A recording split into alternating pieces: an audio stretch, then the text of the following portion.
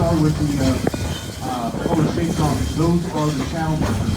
At low tide, you can walk all the way out to the channel markers. And on the other side is a mud bank as well, so you can go across and just walk around on the surface. When it tides out like that, a couple of dozen people have been drowning, but you have clams on the side. Oh, so the things that climb around.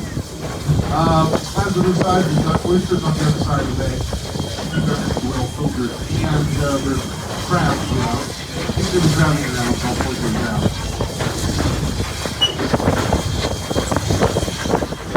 Now, we have stored sometimes in fresh water, sometimes it's salt water. Tide comes in, it's salt water. Tide goes out, it's fresh water. And that back and forth between salt and fresh means there's a lot of nutrients in the run, which leads to a stable fish population, which leads to a stable seabird population. So we're looking for three different kinds of seabirds. The first is herons, great blue herons, remarkable birds. They have a 6-foot wingspan, weigh about 6 pounds. And they have a very gentle looking flight, very distinctive when they fly. And very big position. They can stay up by the side of the water, stare at the water for hours at a time, and wait for a fish to come. They got into a big fashion point. So the cormorants are a seabird, but they do not have a clue in the feathers like a duck. So you'll see on top of the water, you start getting their head sticking out. And it's a stubby little way, great for swimming, terrible for flying. They can go into the water, so for hundreds of feet, pop up the fish. When they fly, they found their way just to stay in the air. And the third side of the seabird we're looking for are seagulls. So many seagulls. Although technically these aren't seagulls. This isn't the sea, this is a bay. So that on seagulls they are bagels. I'll stop talking now.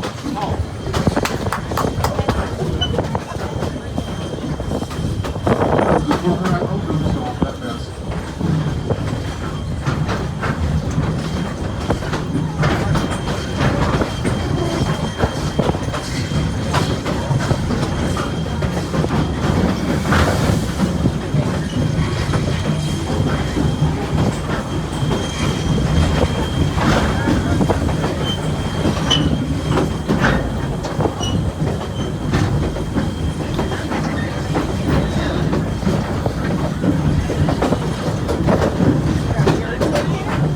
There's a cormorant now with his head sticking out of the water, and he's gone that fast.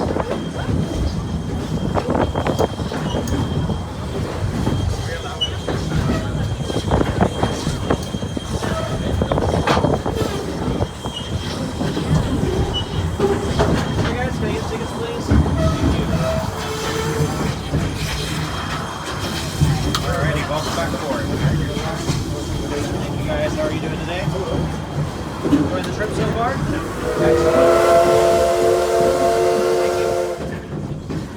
There's a cormorant flying. Thank you guys, welcome aboard. On the right. See Enjoy the rest of the how trip. he's in the air.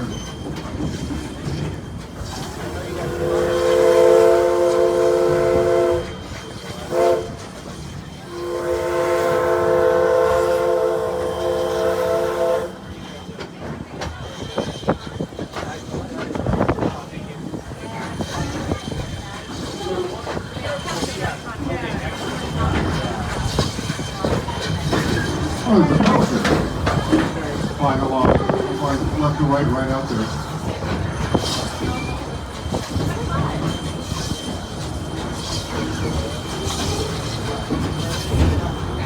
Pelicans are amazing. You can tell the fly. They flap their wings for a dozen times and you're going to fish right along. They're amazing fish. When they get up above the fish and they tuck in their wings, they boom into the water. It's pretty amazing to watch. All right, camera time. On the water side, there's an arched rock called Crab Rock. There's a tide pool in there. At low tide, you walk right out there and look down and see the fish swimming around.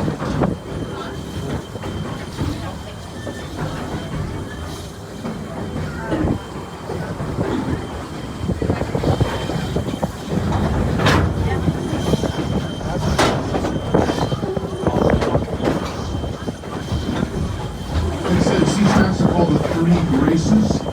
You ever see like an online article, 16 prettiest parts of the Oregon coast? Almost certainly the 3 graces will be listed here. Let's photograph.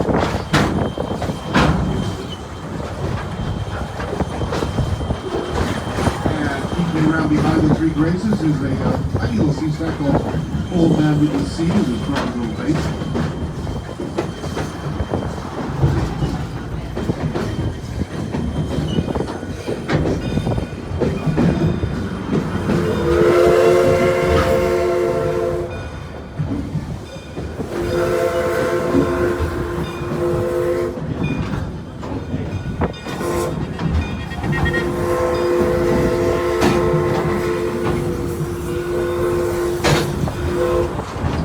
Next sea track is called Pointing Rock. It's points to the hill on the right side.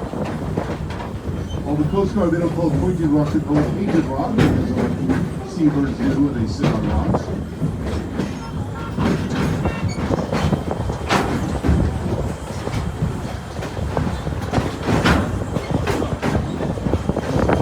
There's a bunch of cormorants on the right-hand side there.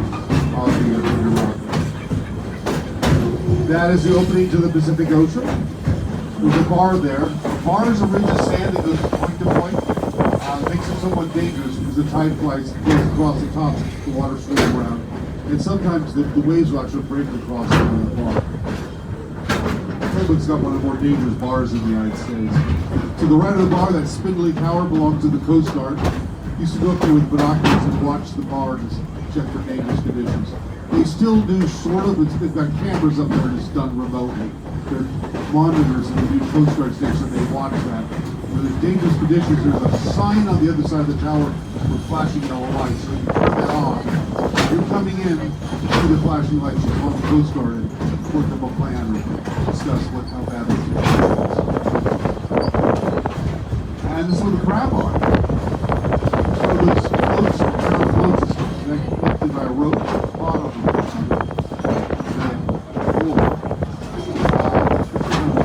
Bait them up, let themselves a couple hours and come back and see what they have. And sort of the ones they can keep and the ones they have to throw back. In fact, that boat out there, I think he's picking spots.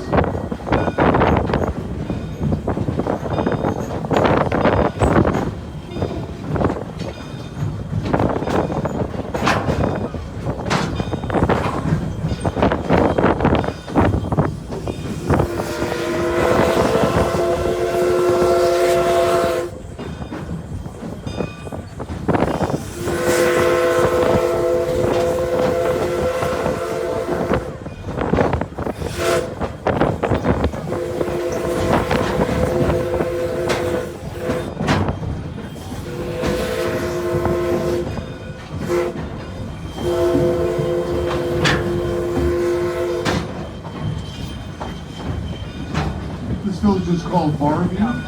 It's called that because from here you can view the bar. Planting community, houses past father and son, mother and daughter, that sort of thing.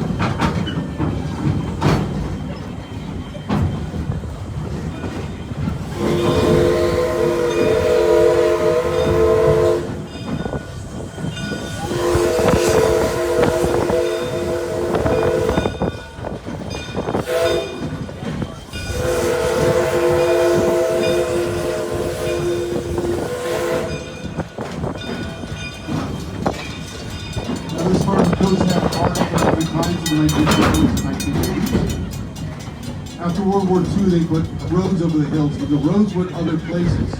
Those places became prosperous. This became a bit of a backwater. In fact, we get to Rockaway Beach, you're going to see it, the houses still all boarded up. But 20 years ago, all of Rockaway Beach was boarded up like that. 20 years ago, people started moving back and big numbers because how pretty everything is. And a real renaissance.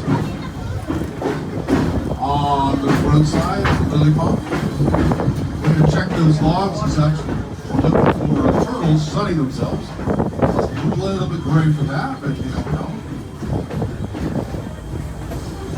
So you see a log with a turtle on the point and call it out. There's a great blue heron on the log on the other side, Robert Log. That's a juvenile, he's on both sides.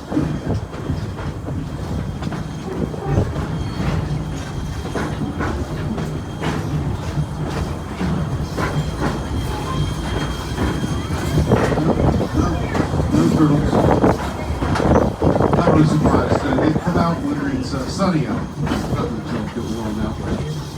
Now, this is a temperate rainforest. There's a whole series of temperate rainforests that run from Tillamook, Oregon, all the way up to Skagway, Alaska. And they all have the same cause. Apparently, this wet and cool is persistently pushed across the sand and up the hills. And keeps everything wet and cool. This is why you have the same sort of plants and animals here that you might see on the coast of Oregon or the southeast of Alaska.